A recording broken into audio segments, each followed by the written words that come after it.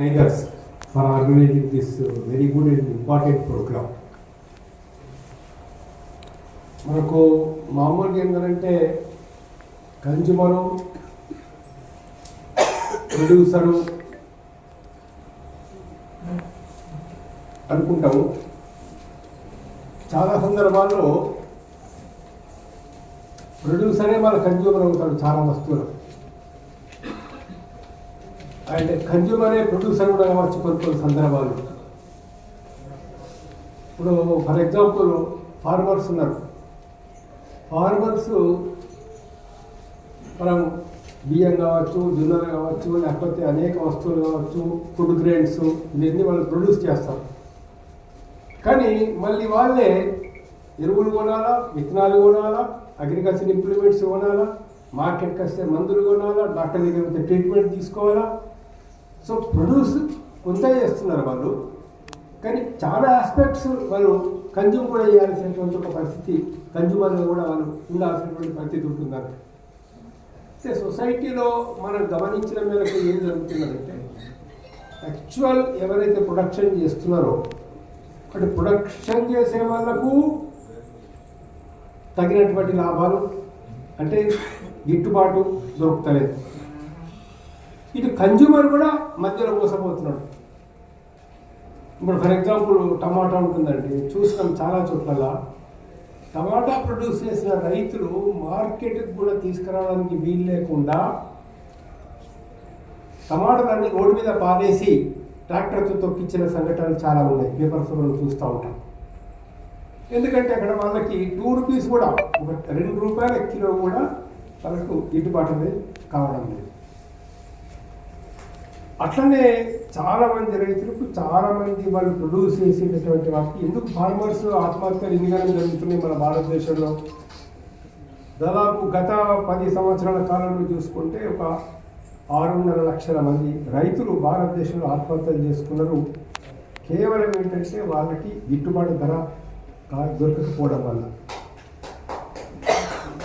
చాలా ఐటమ్స్, చాలా విషయాలలో కల అటేమో రైతులకు మనం వాళ్ళు ఏ ధాన్యానికని కానీ, ధాన్యంకు కావచ్చు, ఇంకో ఇతర పంటలకు కావచ్చు, ఏ పంటలకైనా కావచ్చు,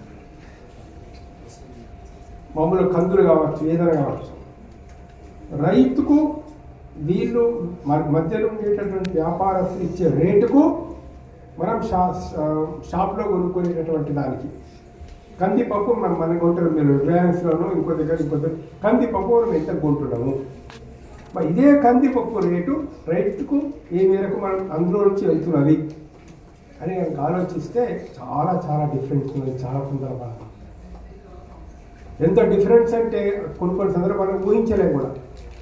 ఫర్ ఎగ్జాంపుల్ ఇందాక నుంచి చెప్పినట్లు నేను టమాటాకు వాళ్ళు 2 రూపీస్, 3 రూపీస్, 4 రూపీస్ కంటే కూడా ఎక్కువ ఫార్మర్కి రావడం లేదు. అదే టమాటా మన మార్కెట్లో 20 రూపాయలు, 25 రూపాయలు, 30 రూపాయలు, కొనుక్కొనిసారి 40 రూపాయల కేజీ చొప్పున కూడా మీరు కొనాల్సి వస్తుంది. ఈ మధ్యలో అయితే గ్యాప్ ఉందో, ఈ గ్యాప్ను పోగొట్టడం కోసం ఇది గవర్నమెంట్ కానీ మిగతా సంస్థలు కానీ తగినటువంటి కృషి చేయడం లేదు. ఇదో రైతు బజార్ని పెట్టారు, అది పెట్టారు, ఇది పెట్టారు, కానీ ఏవి కూడా ఎఫెక్టివ్గా పనిచేయకపోవడం వల్ల ఇటు ప్రొడ్యూసర్ నష్టపోతున్నాడు అండ్ ఇటు కన్జ్యూమర్ నష్టపోతున్నాడు. రెండో విషయం కూడా చూడండి, మీరు గమనించి చూడండి. ఇప్పుడు మీరు ఎక్కడికైనా మనం పోచంపల్లి చీరలు కావచ్చు, మన గద్వాల చీరలు కావచ్చు, ఇంకో పట్టు చీరలు, ఇలాంటి చీరల కోసం మనం షాప్కి వెళ్తాం. మనం ఎంత చేస్తున్నాం పేమెంట్ 25,000, 30,000, 40,000 కూడా 25,000-28,000 వరకు చేస్తున్నాం. మరి ఈ పట్టు చీరకు మనం 20,000 ఇస్తున్నామే, పోచంపల్లి చీరలకి 15,000-20,000 వరకు ఇస్తున్నామే. తయారు చేసేటటువంటి ఆ చేనేత కార్మికుడికి ఎంత వస్తున్నదని మీరు ఎప్పుడైనా లెక్క చేసి చూడండి.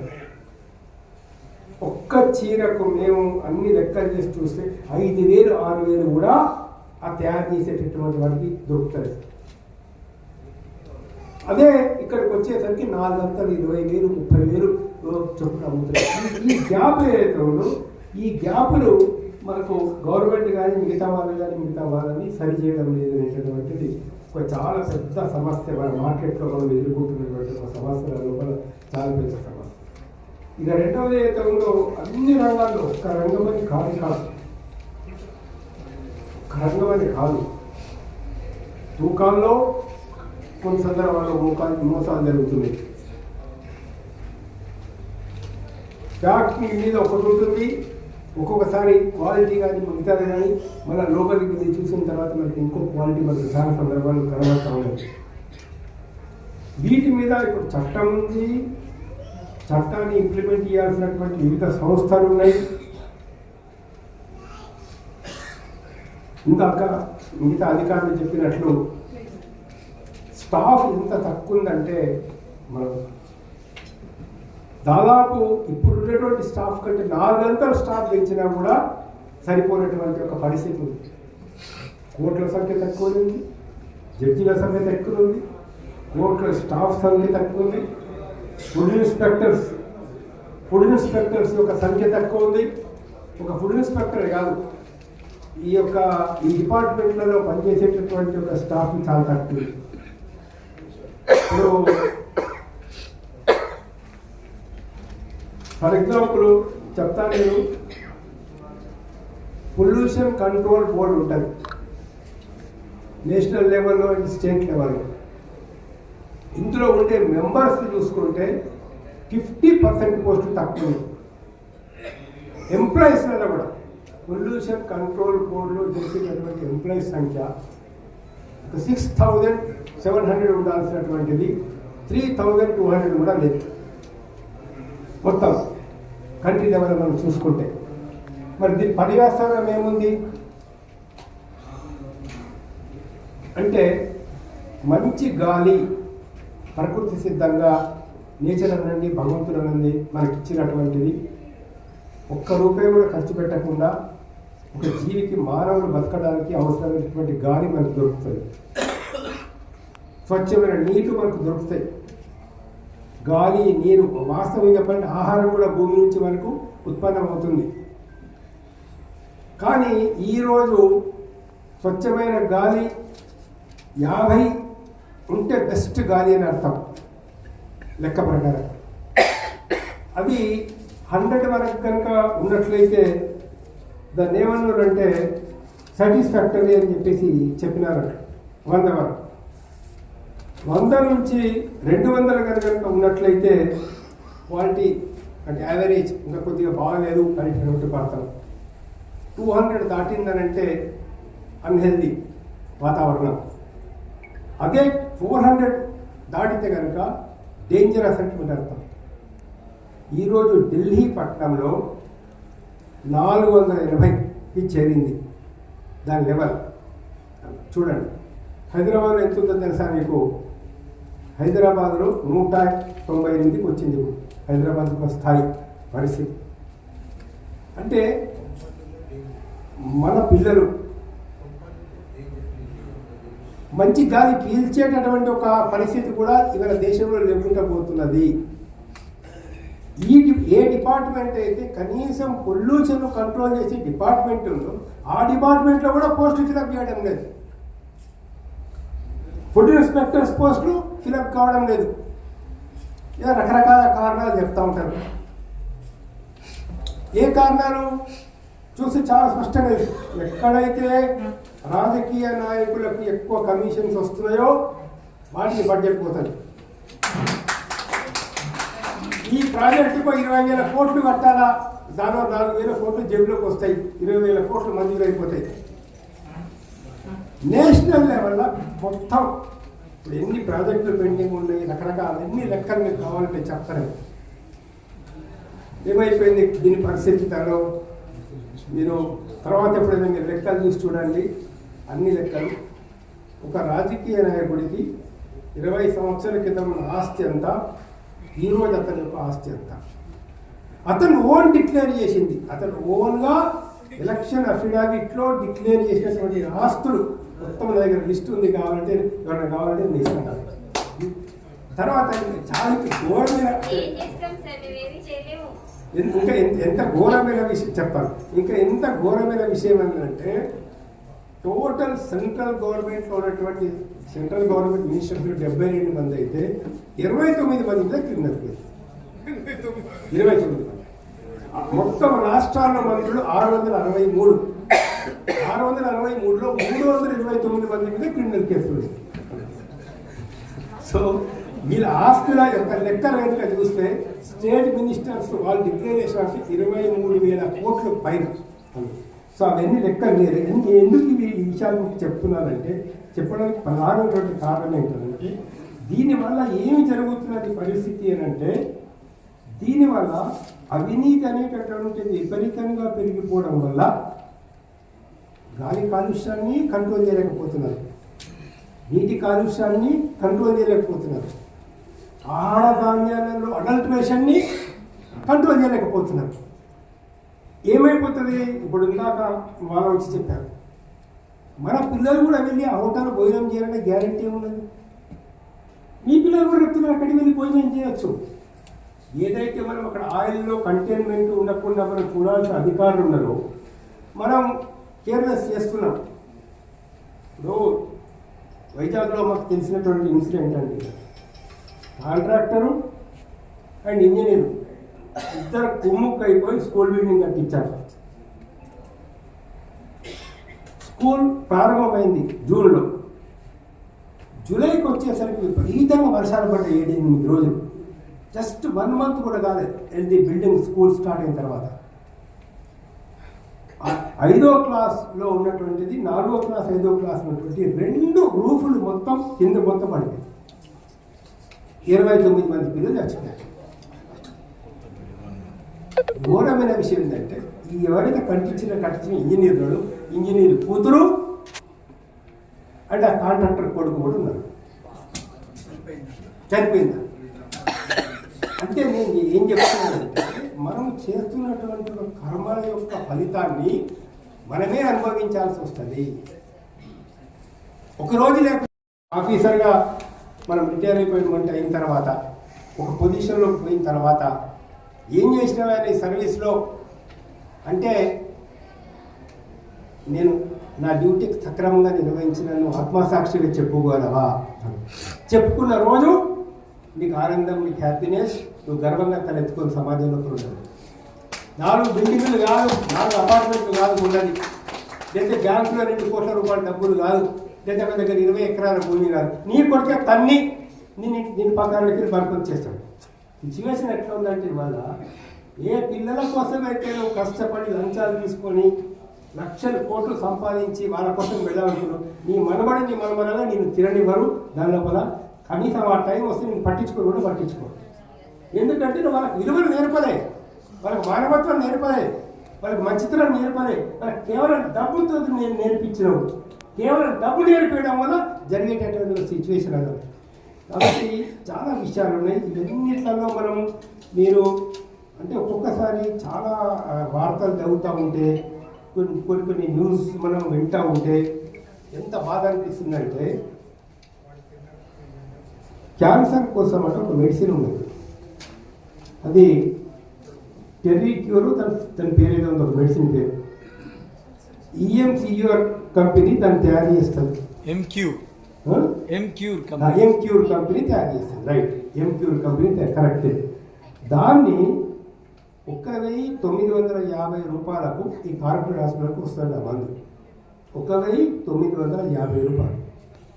ఇవాళ మీరు 100 పేషెంట్లకు ఇచ్చినటువంటి వాళ్ళ బిల్స్ చూడండి, ఒక్కొక్క దానిలో 18,448 రూపాయలు ఛార్జ్ చేశారు. దాని విలువ కేవలం 1,950 రూపాయలు. ఇక్కడ ఛార్జ్ అయింది. మొత్తం ప్రపంచంలో ఇవాళ మందుల మాఫియా మెడికల్ బిజినెస్ ఎంత ఉందంటే $1.6 ట్రిలియన్. 1.6 ట్రిలియన్. ఆయుధాల వ్యాపారం తర్వాత ప్రపంచవ్యాప్తంగా ఉన్నటువంటి ఆయుధాల యుద్ధాలు ఊరికే జరుగుతలేవు. ఘర్షణలు ఒక దేశానికి ఇంకో దేశం మధ్య ఊరికే జరుగుతలేవు. అందులో దాని వెనకాల కీలుబొమ్మలు నడిపించే వాళ్ళు ఉంటారు. దానిలో అంటే ఒక్క అమెరికా దేశమే లాస్ట్ ఇయర్ అమ్మినటువంటి ఆయుధాలు 98 లక్షల కోట్లు. 98 లక్షల కోట్లు అమెరికా అమ్మినటువంటి ఆయుధాలు 2023 లోపల. భారతదేశం ప్రపంచం మొత్తం అమ్ముడుపోయిన ఆయుధాలు 196 లక్షల కోట్ల రూపాయలు. సో ఈ ఇండియాలో భారతదేశం లోపల 2023 సంవత్సరంలో అమ్ముడుపోయినటువంటి మందులు ఎంత తెలుసా?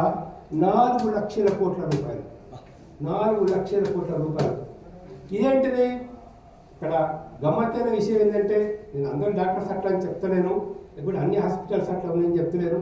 పాపం సిన్సియర్గా వర్క్ చేసే వాళ్ళు ఉన్నారు, చాలా హానెస్ట్గా పనిచేసే వాళ్ళు కూడా ఉన్నారు. కానీ ఇవాళ రేపు ఏమైపోయిందనంటే, నువ్వు కంపల్సరీ మాకింత ఇవ్వాలా, వర్క్ ఇంత ఇవ్వాలి, మాకు ఇన్ని అడ్మిషన్స్ మాకు ఇప్పియాలా నువ్వు, లేకపోతే ఇన్ని మీరు స్కానింగ్లు రాయాలా అనేటటువంటి దానివల్ల ఇవాళ కేవలం డాక్టర్స్కు భారతదేశం లోపల లాస్ట్ ఇయర్ డాక్టర్స్కు ఇచ్చినటువంటి ఒక డబ్బు 1000 కోట్ల రూపాయలు మొత్తం. డోలో కంపెనీ ఎంత ఇచ్చింది, ఏ కంపెనీ ఎంత ఇచ్చింది, సరే అవన్నీ ఎక్కడ దూరం మన గవర్నమెంట్ అవసరం లేదు. కాబట్టి ఇక్కడ జరుగుతున్నటువంటి ఒక పరిస్థితి ఏంటంటే, దీనివల్ల ఎటువంటి యొక్క పరిస్థితి అనేది మనకు ఏర్పడుతున్నది అంటే, మన జీ న్యూస్ వాళ్ళు ఒక సర్వే చేస్తున్నారు. అసలు ఎంతవరకు కరెక్ట్ కాదు వేరే విషయం, కానీ పేపర్స్లో వచ్చింది, ప్రెస్లో వచ్చింది, మీకు యూట్యూబ్లో కూడా దొరుకుతుంది అనేక చోట్ల. వాళ్ళు చెప్తున్న వార్తలు వింటే చాలా ఆశ్చర్యం వేస్తుంది. ఈరోజు భారతదేశంలో జరుగుతున్నటువంటి హార్ట్ ఆపరేషన్స్లలో 55% అవసరం లేనిది, 48% గర్భాశయాలు తొలగించేటటువంటి ఆపరేషన్స్లో 48% అన్నెసెసరీ. క్యాన్సర్ పేరు మీద ఆపరేషన్ జరుగుతున్నాయో 47% బోగస్. మోకాళ్ళ మార్పిడి 48% బోగస్. సిజేరియన్ 45% అనే బోగస్. ఇది జరుగుతున్న పరిస్థితి. ఇక కొన్ని రిపోర్ట్స్ ఎట్లా ఆశ్చర్యకరంగా ఉన్నాయంటే, పేషెంట్ చనిపోయిన తర్వాత కూడా అందులో జరుగుతున్నటువంటిది ఎట్లా నమ్మాలో ఎట్లా నమ్మకూడదు, ఎటు పోతున్నాం మనం, సమాజం ఎక్కడికి పోతున్నది అనేది అర్థం కానటువంటి పరిస్థితుల్లో మనం ఉండవచ్చు. సో మిత్రులారా, ఈ పరిస్థితుల్లో నేను మీకు చెప్పదలుచుకున్నటువంటి విషయం ఏంటంటే, ఇప్పుడు మహానుభావులు ఈ యొక్క కన్జ్యూమర్ ఉద్యమాన్ని మనకు మొదలుపెట్టారు. అందులో యాక్చువల్గా 1962లో జేఎఫ్ కెనడీ ఈ కన్జ్యూమర్ మూవ్మెంట్ విషయంలో బాగా అక్కడ వాళ్ళ అమెరికన్ కాంగ్రెస్లో బిల్లు పెడితే దాన్ని ఆమోదింపజేశారు. అప్పటి నుంచి రకరకాల చట్టాలు ఈ ప్రపంచవ్యాప్తంగా వస్తూ ఉన్నాయి. అందులో ఈరోజు 1986 నుంచి ఈరోజు మనకు December 24 రోజు నేషనల్ కన్జ్యూమర్స్ డే చేసుకోవాలని చెప్పేసి మనం అనుకున్నాం. దీనిలో ఇక్కడ విషయం ఏంటంటే, మహాత్మా గాంధీ లాంటి వాళ్ళు చెప్పలేదా, ఇంకా మహాత్ములు చెప్పలేదా ఎట్లా ఉండాలి వ్యాపారాలు అనే విషయంలో చాలా విషయాలు చెప్పారు. నువ్వు ఇది భగవద్గీతలో లేదా, ఖురాన్లో లేదా, లేకపోతే బైబుల్లో లేదా అంటే, ఖురాన్లో తూకం తక్కువ వేయడం అనేటటువంటి నేరము అనేది నీకు ఖురాన్లో కూడా దొరుకుతుంది. మోసం చెయ్యొద్దు అనేటువంటి నీకు బైబుల్లో కూడా దొరుకుతుంది. కన్జ్యూమర్ మోసం చేయగలదు ఒక దగ్గర కాదు. మరి మన హిందూ ధర్మశాస్త్రాలు లేదా, అన్ని చోట్లలో ఉంటుంది. కానీ చెప్పేటటువంటిది మనం ఏదైతుందో అంటే అవన్నీ మనకు ఊరికే వినడం కోసమే. మన అదేదో కవి చెప్పినట్లు దేవుడి దగ్గరకు పోయేతుందో మనం 6 పైసల అగరబత్తిని వెలిగించి 6 కోట్ల రూపాయలు మనం వేసి భగవంతుడు అనుకుంటుంది తప్పించి ఇంకోటి ఉండేటటువంటి పరిస్థితి ఇక్కడ. సో కాబట్టి మిత్రులారా, ఇది చాలా ఇష్యూస్ ఉన్నాయి మనం కోరుకునేటి. మేము ఒకటి ఇవాళ కన్జ్యూమర్లో కూడా స్టాఫ్ తక్కువ ఉంది మాకు తెలుసు. కన్జ్యూమర్ కోర్ట్స్లలో కూడా వర్క్ పెండెన్సీ చాలా ఎక్కువ ఉంది మాకు తెలుసు. అయినా అధికారులతో మేము ఏమి రిక్వెస్ట్ చేస్తున్నామంటే, ఉమెన్ వచ్చినప్పుడు, సీనియర్ సిటిజన్స్ వచ్చినప్పుడు మీరు కొంచెం మానవతా దృక్పథంతో తొందరగా చేసే ప్రయత్నం చేయండి. అనవసరంగా వాయిదాలు ఇవ్వకండి. నెలల తరబడి వాయిదా మరి 70 ఏళ్ళ ముసలి కోర్టులో కేసేసినాడు. 75 years 80 years మనిషి కోర్టులో కేసు కంట్రోల్ ఫోరంలో కేసేసినాడు. నువ్వు ఆ కేసును మళ్ళా 2 months 3 months అడ్జర్న్మెంట్ చేస్తే ఎట్లా ఏమర్థం ఉన్నది అందులో?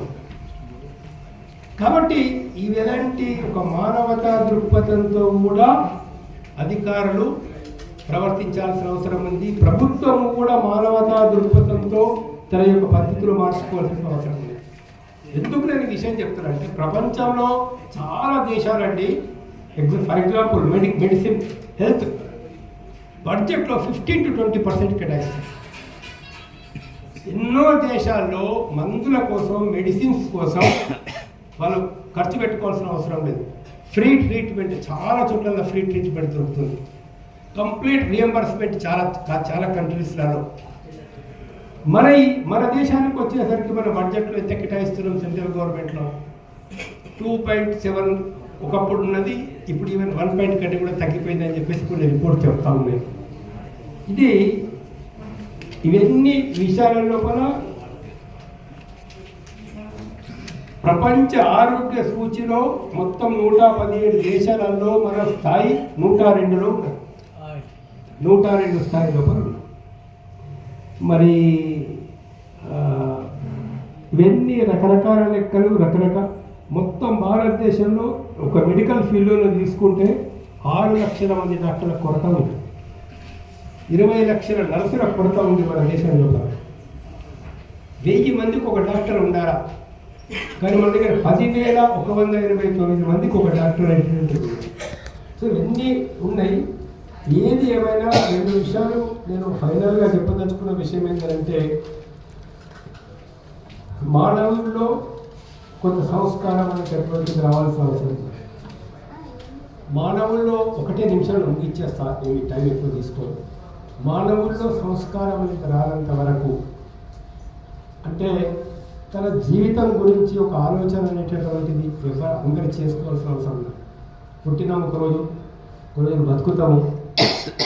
నీ ఎన్నెన్నో రోజులు బతుకు, దానిలో ఎంతైనా డబ్బు సంపాదించు, ఎంత పెద్ద పదవులను అనుభవించను దానిలో. కానీ ఒకనొక స్టేజ్ వచ్చిన తర్వాత నీకు ఎంటికలు తెల్లబడతాయి, ఒకనొక స్టేజ్ వచ్చిన తర్వాత ముసలితనం వస్తుంది, ఒక్కొక్క స్టేజ్ వచ్చిన తర్వాత పోవాల్సినటువంటి కంపల్సరీ పోవాల్సినటువంటి పరిస్థితి వస్తుంది. అందుకే ఏమన్నారు శాస్త్రంలో పెద్ద వాళ్ళు, అర్ధే గృహే వర్ధంతి శ్మశానే మిత్రబాంధవ సుకృతం దుష్కృతం చేవచ నైవ గచ్చతి. అంటే ఏంటంటే అర్ధే గృహే వర్ధంతి అంటే ధనం అనేది సంపాదించిన డబ్బంతా ఎంతన్నా సంపాదించుకో, ముత్యాలు వరహాలు డబ్బులు గోల్డ్ ఏదన్నా కానీ నోట్ల కట్టాలు కానీ అన్నీ ఇంకా పెట్టలేనే ఉంటాయి, ఒకటి బ్యాంకులో ఉంటాయి. మనం తీసుకెళ్ళి అక్కడ బయట వారేసిన తర్వాత ఒకవేళ ఏదైనా ఉంగరం ఉంటే కాలికి వెండి ఉంగరం ఉంటే వెండి ఉంగరం వెళ్ళకపోతే కత్తెర పెట్టి కట్ చేసి తీసుకుంటారు, కానీ ఈ వెండి ఉంగరాన్ని ఏమని పంపించారు, అది బట్టి గుర్తు పెట్టుకున్నారు. సో ఏమన్నా వస్తుందా? ఏమి రాదు. సంపాదించినటువంటి ఏది నీ ఏమని రాదు ఫస్ట్. సెకండ్ ఏంటిది, ఎవరన్నా వస్తారంటే మిత్రులు బాంధవులు ఎక్కడ దాకా వస్తారు, శ్మశానం దాకా వస్తారు. ఇది ఇక్కడ చెప్తున్నటువంటి ఎన్నో గొప్ప విషయాలు మన వాళ్ళు పెద్దవాళ్ళు చెప్పారు.